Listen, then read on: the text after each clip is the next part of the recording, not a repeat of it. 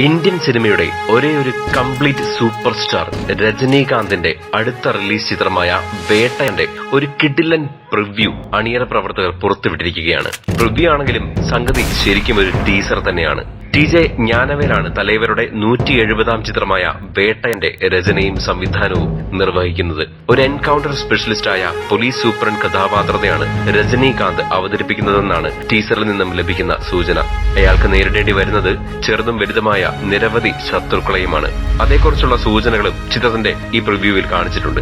Indian സിനിമയുടെ big B Amitabh Bachchan ചിത്രത്തിൽ ഒരു പ്രധാന കഥാപാത്രത്തെ അവതരിപ്പിക്കുന്നുണ്ട്. ഒരുപക്ഷെ പോലീസ് ട്രെയിനറും മനുഷ്യാവകാശ പ്രവർത്തകരുമായ ഒരു കഥാപാത്രത്തെ ആയിരിക്കാം അദ്ദേഹം അവതരിപ്പിക്കുന്നത്.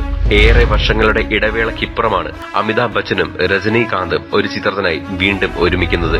തെലുങ്ക് സൂപ്പർ താരം റാണ ദഗ്ഗുബാട്ടിയായിരിക്കാം ചിത്രത്തിലെ ഒരു തകർപ്പൻ നെഗറ്റീവ് കഥാപാത്രത്തെ അവതരിപ്പിക്കുന്നത് എന്ന സൂചനയും ടീസർ നൽകുന്നു. ഒരു പക്ക പാൻ ഇന്ത്യൻ ലെവലിലെത്തുന്ന ചിത്രത്തിൽ പല ഭാഷകളിൽ നിന്നുള്ള ആർട്ടിസ്റ്റുകൾക്കൊപ്പം മലയാളത്തിൽ നിന്നും നിരവധി മുൻനിര താരങ്ങളാണ് വേട്ടയിൽ എത്തുന്നത്. മഞ്ജു വാര്യർ, ഫഹദ് ഫാസിൽ, തരികിട സാബുമോൻ എന്നിവരും ചിത്രത്തിലെ മറ്റു കേന്ദ്ര കഥാപാത്രങ്ങളെ അവതരിപ്പിക്കുന്നു. മഞ്ജു വാര്യർ രജനീകാന്തിനൊപ്പം ചുവടുവെച്ച മനസ്സിലായോ എന്ന ഗാനം ഇതിനോടകം സോഷ്യൽ മാധ്യമങ്ങളിൽ വൈറലാണ്. സാബുമോന്റെ ഒരു പക്ക ലോക്കൽ വില്ലൻ പരിവേഷം നമുക്ക് ചിത്രത്തിൽ കാണാൻ സാധിക്കും. എന്നാൽ ഫഹദ് ഫാസിൽ എന്ത് ടൈപ്പ് കഥാപാത്രമായിരിക്കും എന്നുള്ളതിനെ കുറിച്ച് ഒരു സൂചനകളും ടീസറിൽ നൽകിയിട്ടില്ല.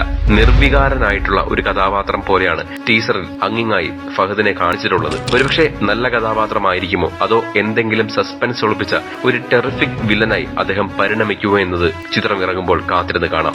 എന്തായാലും വെറുതെ ഒരു കൊച്ചു കഥാപാത്രത്തിനായി ഫഹദിനെ പോലെ ഒരു പെർഫോമർ വരില്ല എന്ന് തന്നെ പ്രതീക്ഷിക്കുന്നു. അതുപോലെ തന്നെ അമിതാഭ് ബച്ചന് പ്രകാശ് രാജിന്റെ ശബ്ദം കൊടുത്തത് ഒരേ സമയം ചിലർ പോസിറ്റീവായും അതേസമയം നിരവധി നെഗറ്റീവ് അഭിപ്രായങ്ങളും സോഷ്യൽ മാധ്യമങ്ങളിൽ ഉയരുന്നുണ്ട്.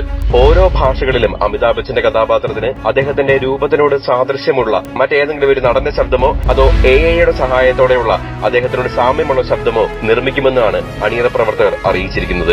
തലൈവർക്കൊപ്പം മഞ്ജു വാര്യർ, ഫഹദ് ഫാസിൽ, സാബുമോൻ, റാണ ദഗ്ഗുബാട്ടി, കിഷോർ, അമിതാഭ് ബച്ചൻ, രോഹിണി, അഭിരാമി, ഋതിക സിംഗ് എന്നിങ്ങനെ വൻ താരനിരയിലെത്തുന്ന ചിത്രം തലൈവരുടെ അടുത്ത ബ്ലോക്ക് ബസ്റ്റർ ആകുമെന്ന് നമുക്ക് ഉറപ്പിക്കാം. ജയിലറിന് ശേഷം എത്തുന്ന തലൈവരുടെ മുഴുനീള ആക്ഷൻ ചിത്രം ആരാധകരെയും മാസ് സിനിമാ പ്രേമികളെയും തൃപ്തിപ്പെടുത്തുന്ന മറ്റൊരു സൂപ്പർ വിജയമാകുമെന്ന് നമുക്ക് പ്രതീക്ഷിക്കാം. വേട്ടയനെ കുറിച്ചുള്ള കൂടുതൽ വിശേഷങ്ങൾക്കും മറ്റ് സിനിമാ വാർത്തകൾക്കുമായി ഇപ്പോൾ തന്നെ സബ്സ്ക്രൈബ് ചെയ്യൂ മൂവി ഡാസിൽസ്.